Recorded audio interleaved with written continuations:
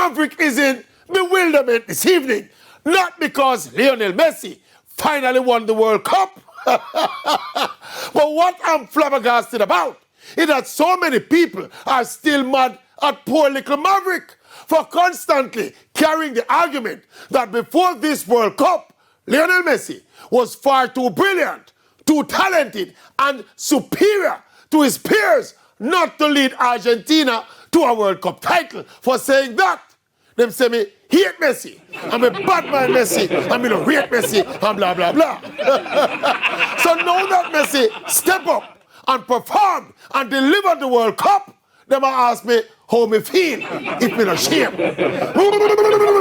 Shame for what? This is the kind of attitude and effort that Messi should have been bringing to every single World Cup tournament.